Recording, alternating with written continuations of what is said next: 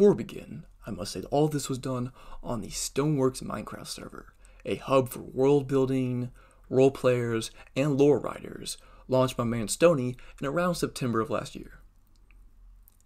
If you are interested in joining a community that truly cherishes world building and cherishes this growing environment of geopolitics, lore, and all the sort, then join at the IP address listed here. And while you're at it, make sure to join the Discord address listed below. And also while you're at that, make sure to join the RYZAN Discord address below, as that will be where updates for the RYZAN series are posted, and quite frankly, where you can learn more about RYZAN outside the videos.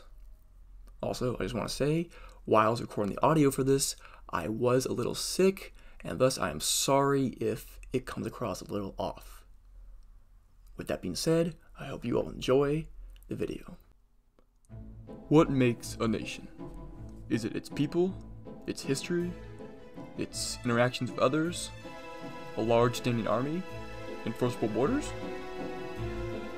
Many people will have many different answers when asked this question, often defining nations in a manner that serves their interest. For example, the Emperor of Oldoresh would almost certainly define Oldoresh as a nation, while in contrast, the King of Boldarov may not think of Oldoresh as a true nation, but rather as a collection of several nations, his lands being one of them.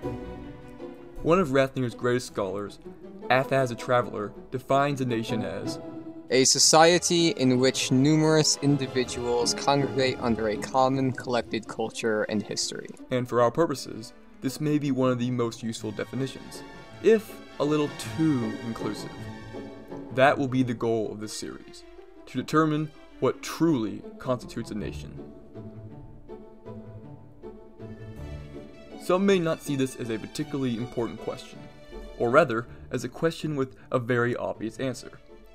For both groups, it is crucial they realize just how much this question can impact their lives, even if they don't realize. Rather others recognize you, or even just how they recognize your nation, can be crucial for how your nation interacts on the world stage. If many nations view your nation as being illegitimate or as oppressing another, we'll say, state, then other nations will be less willing to work alongside yours, or perhaps even actively work against yours, either by sanction, invasion, coalition, or otherwise. On the other hand, if you are one of these suppressed nations, your ability to maintain autonomy, or even to throw off the yoke of your oppressor, may be entirely determined on whether your state conforms to outsiders' definitions of nationhood, or even just which ones. To answer this question, we'll be taking a look at the continent of Siltor and Rathnir, specifically the mostly mountainous lands stretching from the Cay of Shipton Sands to the North Ship Sea, being often referred to as the modern-day territory of Westreach. For much of its history, this territory would be virtually uninhabited by intelligent life, with only the occasional nomadic tribe or barbarian horde moving through the lands, never settling, always just passing through onto greener pastures. Well, that is until a new group arrived, who saw the massive mountains cutting the continent in half not as a barrier to turn away from, or as an obstacle to overcome, but rather as an invitation to settle. This group of big balls, rum-drinking, gold-loving, beard-having mountain men were the dwarfs. Specifically, the dwarfs of Durin. We're not entirely sure where the dwarfs originated from, as dwarven settlements are perhaps some of the farthest spread entities in the entirety of Rathnir. Hell, there's even some in Eldham. What we do know is that some thousands of years ago, they arrived in the land of Westreach, choosing to settle not in the sprawling plains, nor the great fertile valleys broken up by freshwater rivers, nor the fantastic natural harbors of the south, but rather, as any good dwarf ought to, in the mountains. The dwarfs often carve their holds into the base of the mountains, excavating both upwards and downwards to create their new homes. Whether it simply be because of dwarven nature, luck, or some divine foresight, this decision by the dwarfs will be rewarded very handsomely. See, long ago, scholars believed there was some massive tectonic activity in this region, resulting in the pushing of gargantuan amounts of buried earth up to the surface to form the great sprawling mountains the region is known for. The pushing up of this earth made it so many resources that would normally be locked far, far beneath the surface were now readily available for collecting with relatively little effort. And thus, in the mountains of Westreach lies one of the highest concentrations of gold ore in the world, alongside considerable sized deposits of other precious minerals, such as quickiron. Remember that, it'll be important later. The wealth of land being only second to the Mesa of Umarnu. It's no wonder the dwarfs elected to call these mountains they made their homes in the Golden Hills. With the vast material wealth, the dwarfs were able to near instantaneously become the absolute power of the North. Not only were they able to buy anything they needed or wanted, but with their geography up in the mountains, they were able to inject power directly down on top of the heads of anyone who would dare oppose them. This would spark a great golden age for the dwarfs of Durin, no pun intended, where innovations in art, literature, armaments, and architecture would take place. However, evidently, this golden age would not last forever, as all good things eventually come to an end. Over time, Durin would begin to fragment, due to the envy of its nobles, the slowly diverging cultures of the different disconnected holds, and, ironically, disputes over the one thing they held in abundance: gold. Having such a massive overabundance of a resource is not always a good thing. When supply outstrips demand, prices begin to fall.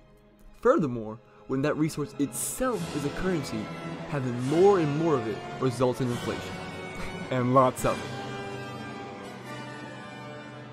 Many of the dwarfs would try to institute strict laws to regulate the flow of gold, so that their market could always remain on top, which became especially important as the Mesa-based Ardatian Empire grew ever more prominent.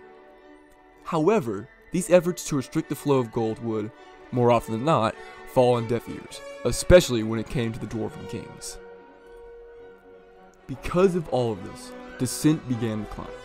After a few wildly destructive civil wars, as well as the general growing gap between the cultures of each hold, the High Kingdom of Durin finally fell, split into many smaller, weaker, yet still respectably powerful holds. Over time, these holds would crystallize into the holds of Nordenbad, Erebor, Flamedun, and Celebrast, Erebor being the main successor to Durin. Oh, and there was one more hold named Mazaheim. However, we know very, very, very little about Mazaheim, or even its flag, for reasons that shall become apparent later in the video. These smaller dwarven holds would spend the next few centuries stagnating and warring amongst themselves, the linguistic, social, and cultural divides between them only getting stronger and stronger with each passing decade.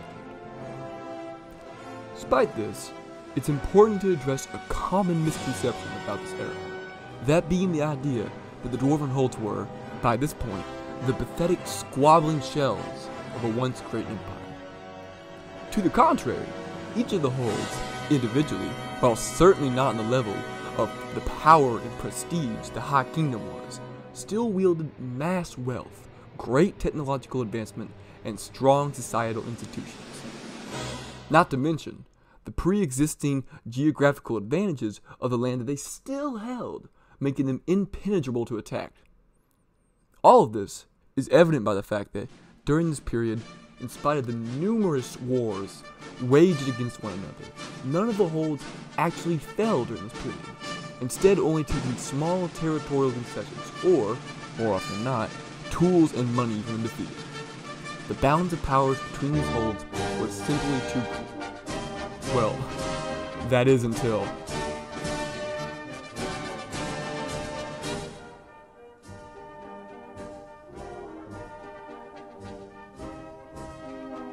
To the north of Siltor is a cold, frigid, and brutal land known as Asia.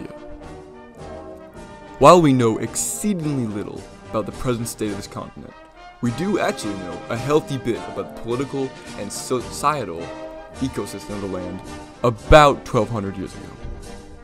We know, both through oral tradition and the very few somewhat dubious articles discussing the land, a surprisingly large amount about this land.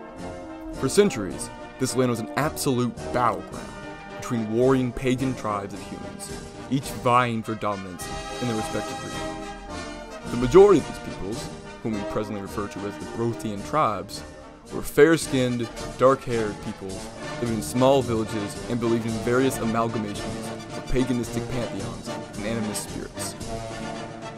The vast majority of these people were illiterate tribe-like organizations living as familial clans under a local or regional religious leader of some kind. Some of the control of these religious leaders ranged anywhere from a small isolated hamlet to several stringed-together villages and forts. Whilst this arrangement wasn't by any means peaceful, or stable, or even particularly livable, it was still a status quo that could be tolerable for the peoples living in the area.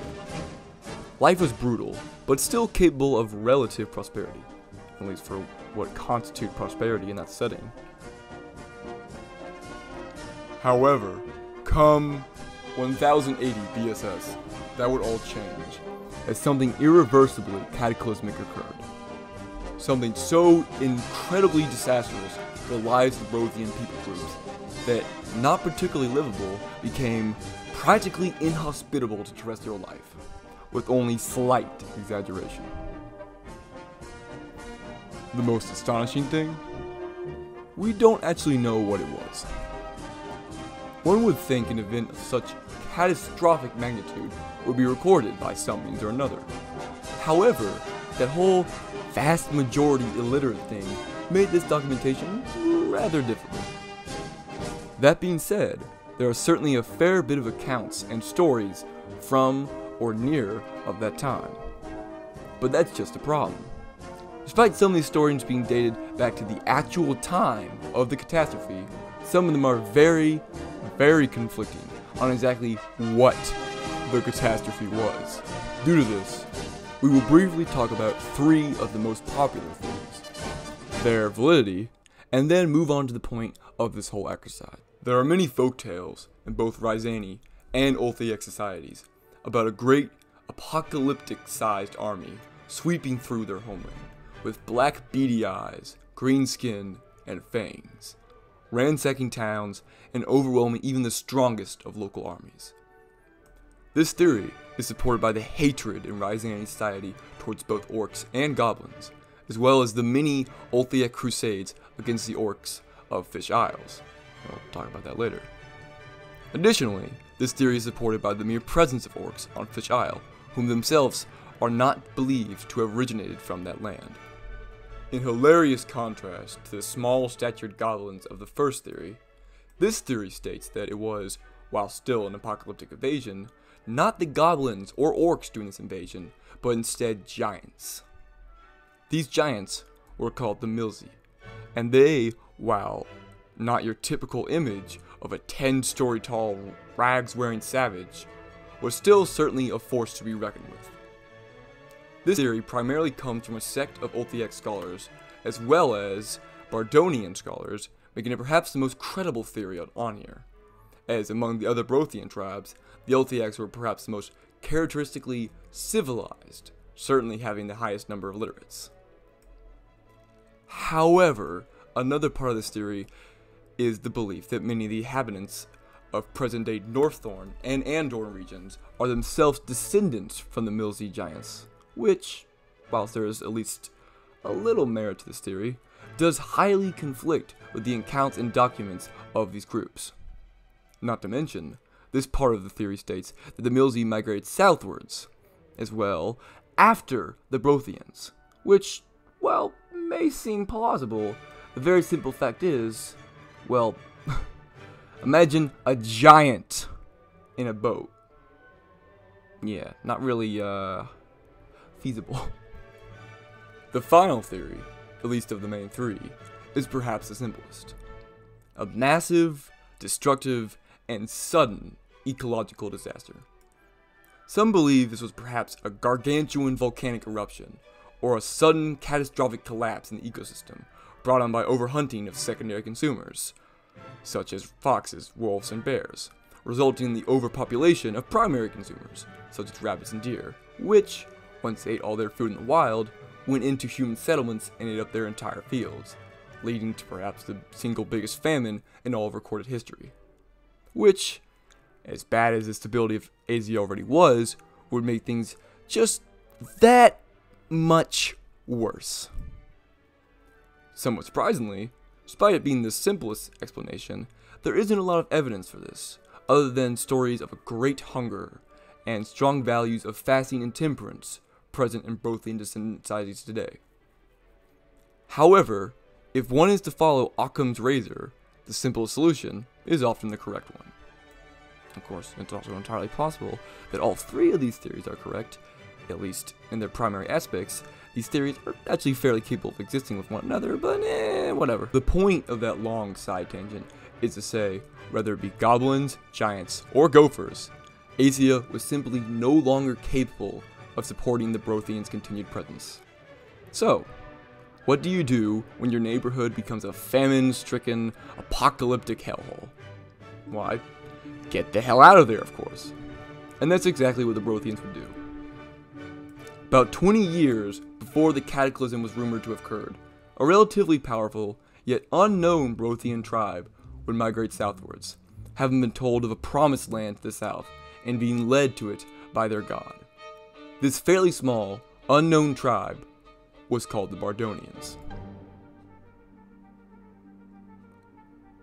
While this video is about the history of RYZAN, it would not only be a disservice, but simply wildly inaccurate to not mention Bardonians. Many are not aware that yes, Bardonians and the RYZANi are in fact cousin peoples, as much as both groups would like to forget that fact. In 1100 BSS, led by their prophet, the Bardonian people made a great voyage southward, uprooting their entire civilization to do so, as tens of thousands of men, women, and children boarded the boats, leaving behind all they'd known to follow the words of their Lord. The journey southward took several months. Bardonians aboard their makeshift armada suffering all kinds of ailments, such as rampant disease, starvation, dehydration, and even more gruesome things I do not dare mention. All of this, whilst a near constant storm harassed them on their journey. It was a brutal journey. The relatively basic seafaring technology and lack of knowledgeable navigators and sailors making the pilgrimage take even longer, with the effects on the populace being even more brutal. In spite of all the pain and suffering around him, and the desperate cries of some to turn back, the prophet remained unwavering, stating that dandelions would deliver them their promised land, no matter what.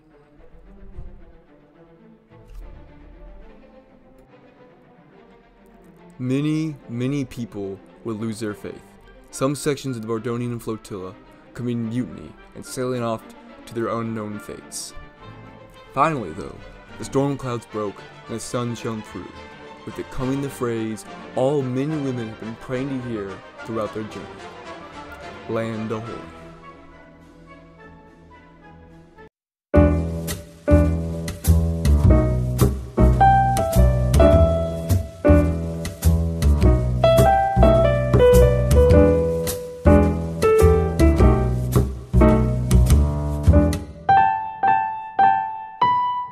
During one of the wars between the local dwarven states, this time between Nordenbad and Celebrast, initially, both sides of this war were incredibly hostile to the Bardonians, viewing them as barbarians incapable of being reasoned with.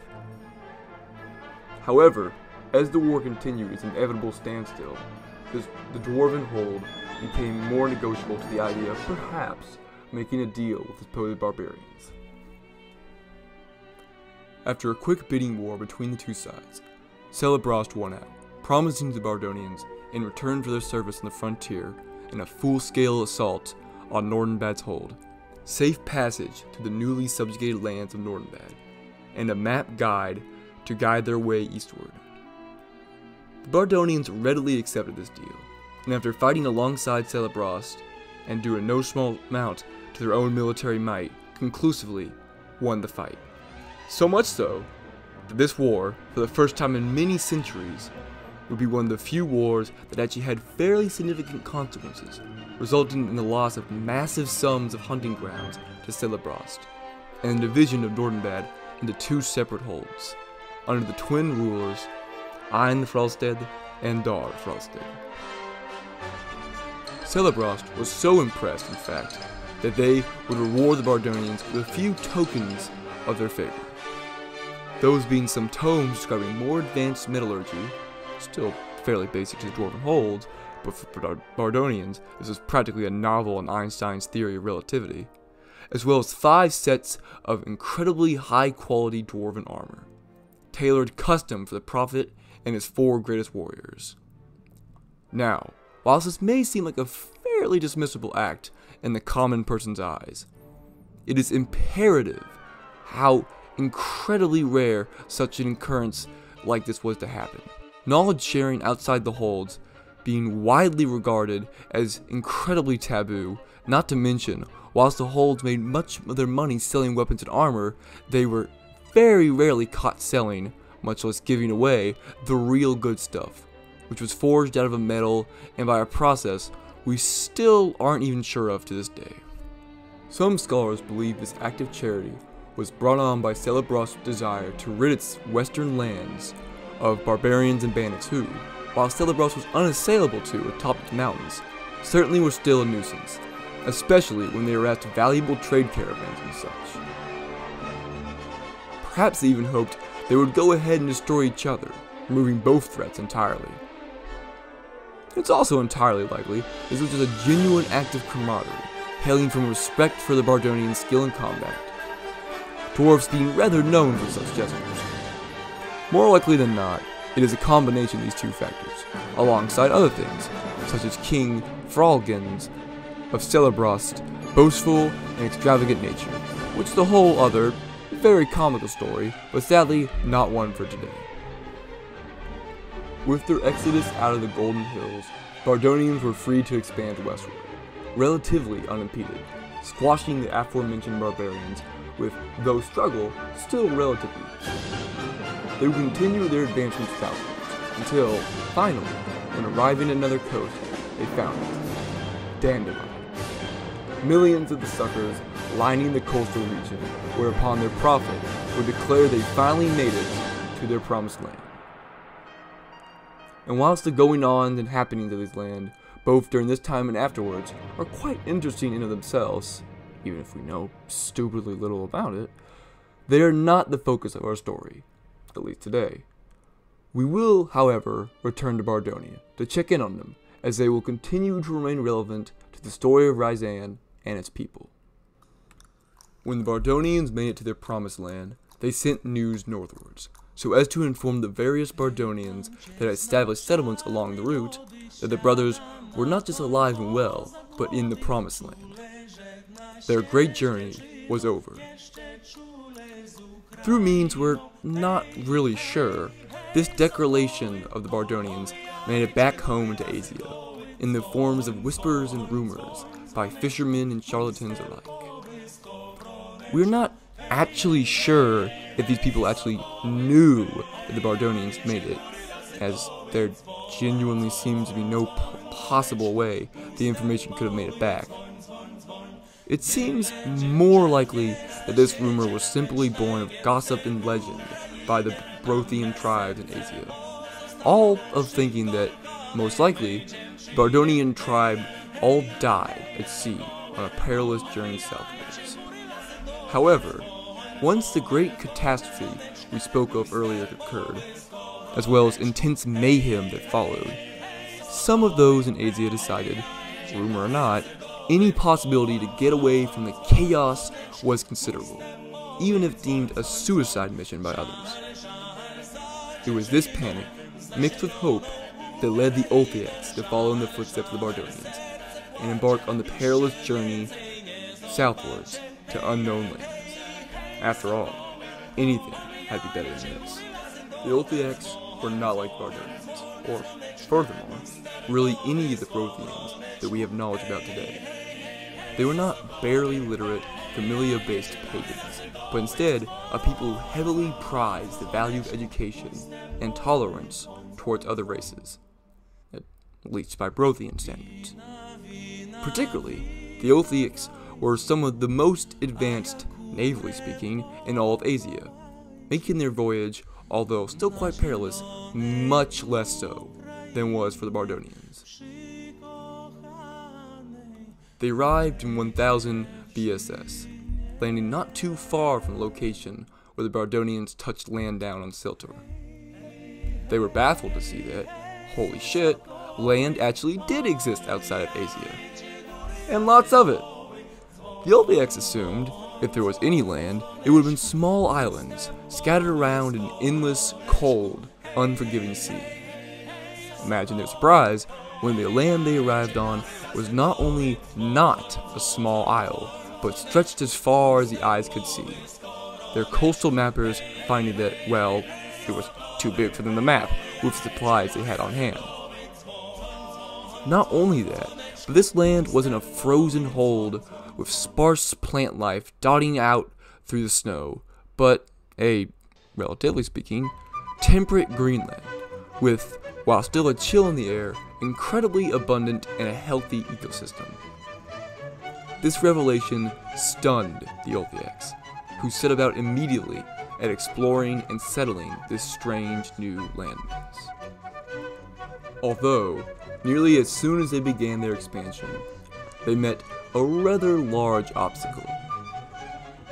See, whilst they had arrived exceedingly close to where the Bardonians had landed, they did not land exactly where the Bards had made landfall, instead some kilometers west. You may think, okay, what's the difference? Well, actually, as it turned out, pretty damn significant. See, also unlike the Bardonians, instead of immediately packing up their things to continue onwards to the southeast, the Othniaks were perfectly fine staying where they were, choosing to settle in that region and expand locally.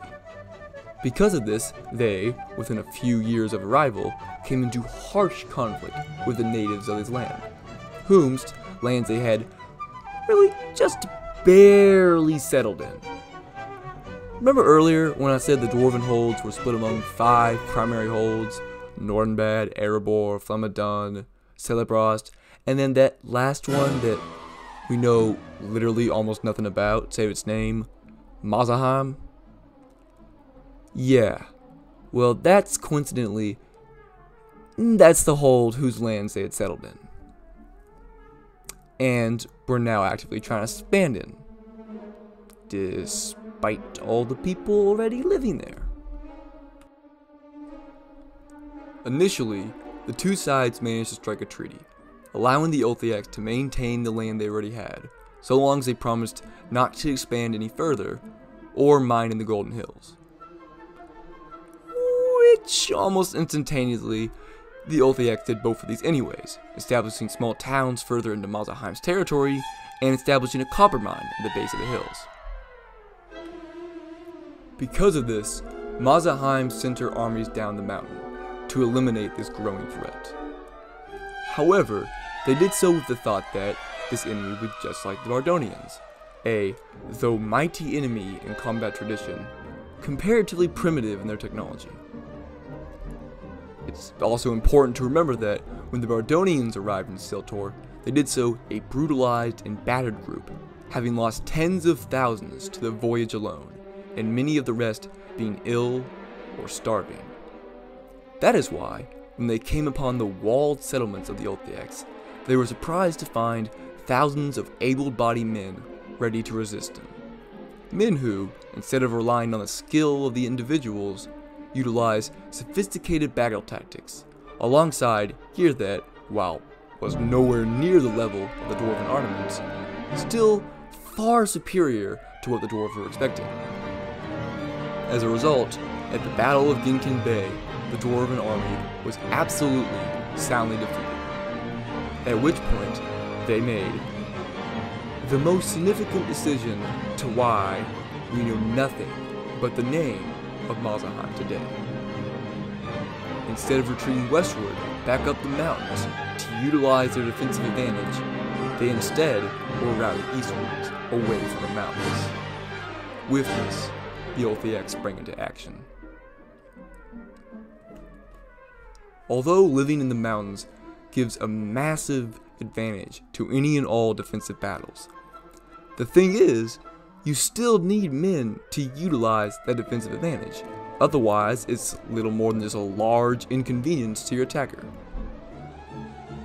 This was very true in the case of Mazahan, as when the Orthodox marched up the hill with their vastly superior numbers, despite there still being a garrison left behind in the city, they were able to overpower them, and for the second time after a several century dry spell, a dwarven hold was actually conquered outright. But, unlike Celebros's siege in Nordenbad, the Orthodox had no desire to leave behind anything that could resist their rule. Not to mention, were absolutely furious at the dwarves for breaking their peace agreement, which, admittedly the Orthodox sorta kinda definitely broke first by still continuing to expand their settlements, but shut the fuck up. In their rage, the Orthodox dropped to that place in history that so often we see nations drop to, when they allow their hate and their fear to get to the better of them, blinding them to the possibility of peace, and corrupting them, even the most tolerant of minds. To ensure their own safety from future attack, the Orthodox, after having sufficiently looted the hold, stood outside it and, with primitive explosives they stole from the Mazaheim defenders, blew the entrance to the hold, causing a massive cave-in, resulting in the hold that had been built to house and protect generations upon generations of Mazaheim dwarfs to, instead of being a home, become a tomb. Tens of thousands of dwarfs were trapped inside the mountain, those who didn't die from the immediate cave-in, presumably succumbing to starvation soon after. That is the reason we know nothing, just short of nothing that is, about Mazaheim. Because, in that instant, when they lit those explosives, every last trace of the dwarven hold of Mazaheim was buried under over thousands of tons of stone and earth. All of their writings, literature, and histories now laying not inside of a mountain, but underneath one. Following this, one might assume that the other dwarven holds would unite together to form a united front to take on this unforeseen, looming threat, just put one of their own 6 feet under. And one would be mistaken. See, in the modern and early days of the ASS Rathnir, that stands for after service start, what were you thinking of? It was, and is, very common for smaller, disunited states to come together and form something large and more unified in the face of a greater enemy.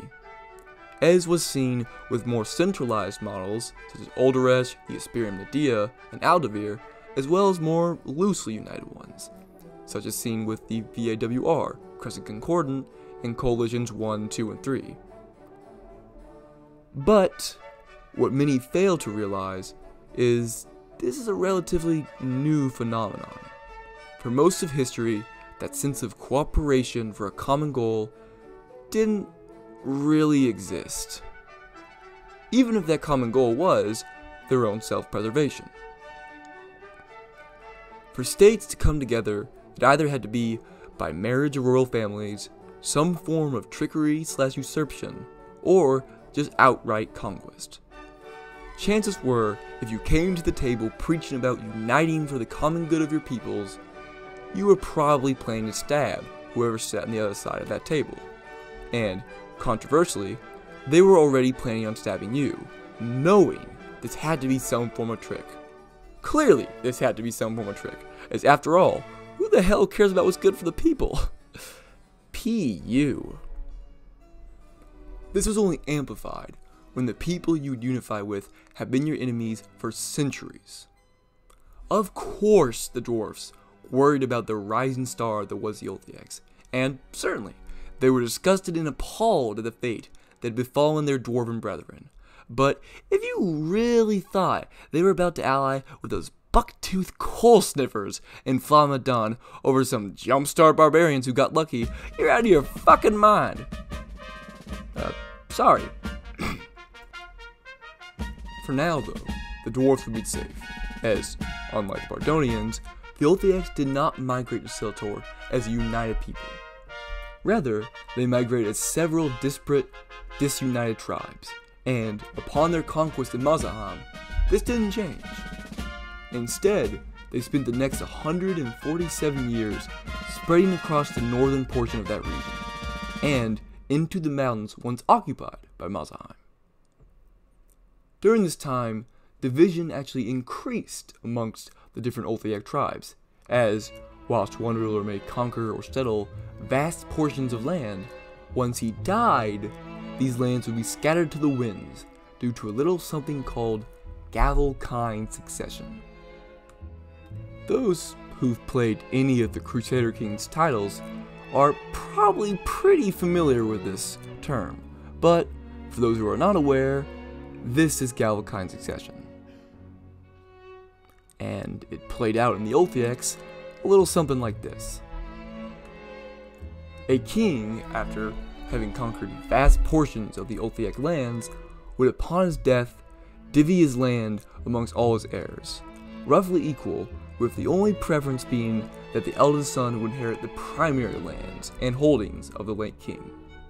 Then, almost immediately, after the death of their father, the heirs would take up arms against each other in an effort to reunite the kingdom. This process took a very, very long and brutal time, with widespread brutality being left in its wake.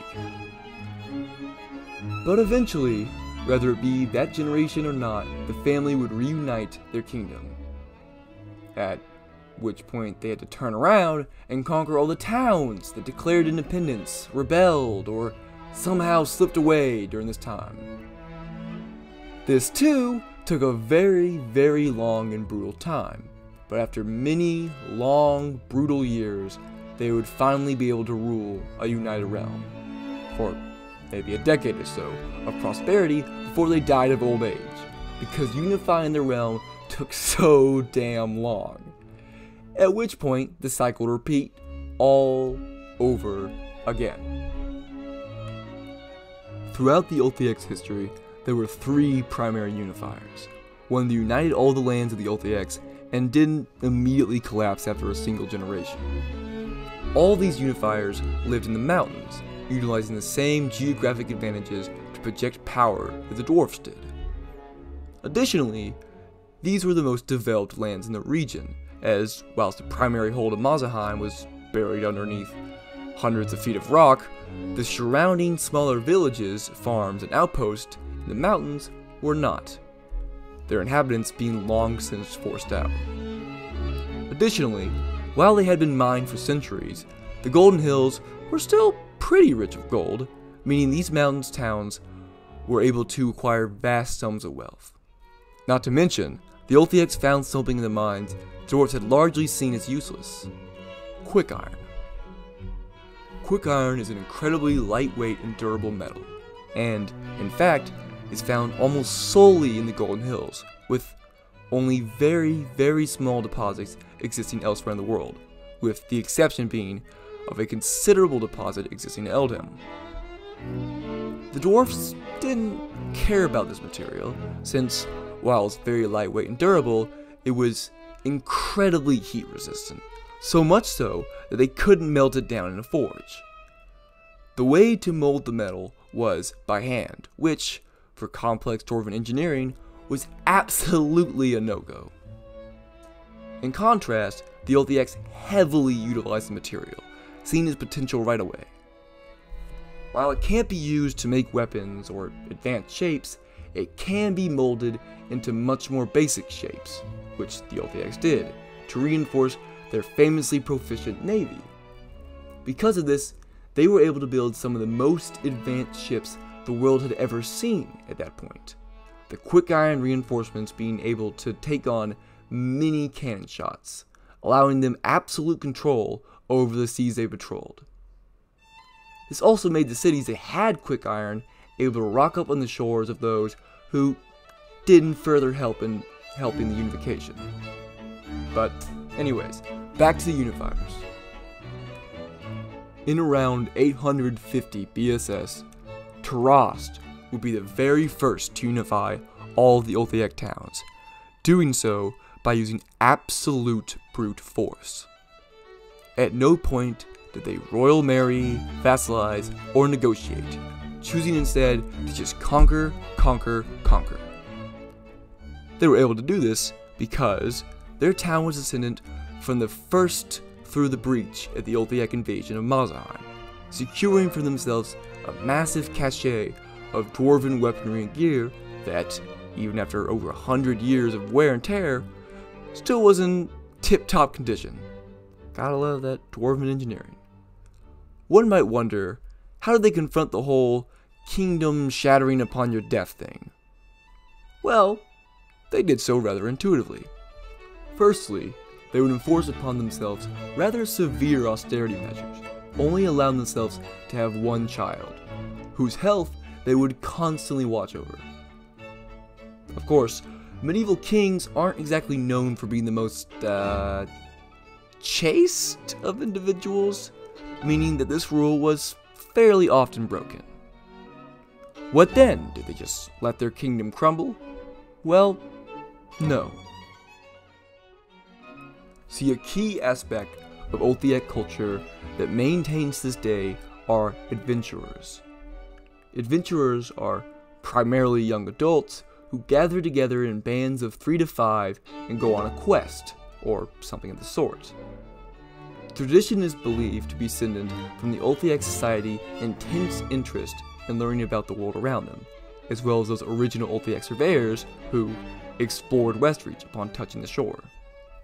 Oftentimes, these adventurer groups would go up to a local lord or ruler and ask them if they needed any tasks done, or bandits taken care of.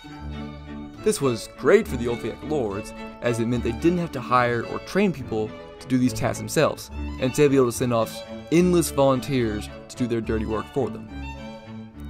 While many of these quests would be a lot more perilous than your average fairy tale or legend would make them out to be, success did certainly happen, with great fame and reward following.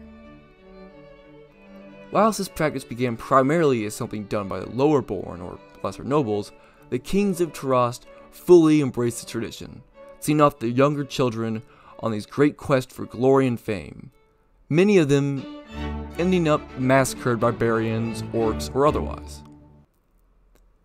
This was a brutal practice, but the people of Tarast were a brutal people, their kings being no exception to this. Soon afterwards, the other smaller nobles would adopt this practice as well, indirect child murder being seen as preferable to your realm crumbling every generation. Ultimately, this policy would be the doom of Tarast, as they were a medieval kingdom. They had to deal with a little something called rampant uncontained disease, which eventually would claim one of the king's eldest sons, right after he sent his other son to die in a quest to kill some orcs. Additionally, it didn't help that a couple years later, right before the death of the last king of Tarast, a small adventurer party would raid the armory of Tarast to redistribute the gear to some besieged peasants in the plains of the east. With no heirs and having lost their technological edge, Tarast was soon to collapse in on themselves like a neutron star. The most significant thing about Tarast was, other than the adoption and popularization of heretical questing, would be something that they themselves didn't even do. Instead, it'd be something they encounter, or rather someone. That someone being who this video is all about. After the collapse of Tarast, and the century of chaos that followed, the fiefdom of Genkins rose to become the de facto leader of the Othnics. And, unlike the predecessor, the Genkins did not simply conquer their way across the Othnics, preferring to instead use various methods of soft power, such as marriage and vassalization. Of course, that being said, they certainly did plenty of conquering. However, much of this was external, such as the launching of the Olthiac Crusades against the Orcs of Fish Isle, as well as the infamous Morrican War.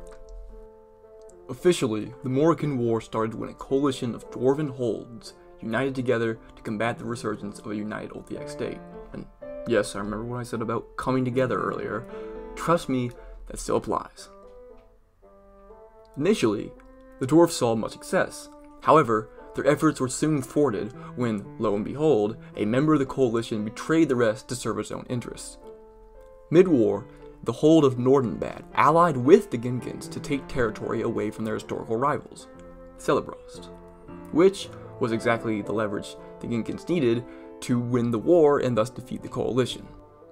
Now, surprisingly, and maybe a little counterintuitively, perhaps the biggest effect of the Morrican War was a rather unique cultural revolution among the Olthiacs. That being the growing tolerance, or at least not intolerance, of non-Olthiac peoples, sparked in large by Ginkin levies serving alongside the Nordenbad dwarfs. This would spark rather significant respect for the dwarfs of Nordenbad, and begin the slow degradation of the prejudice many Olthiacs felt against the dwarfs, and furthermore, all non-Olthiacs.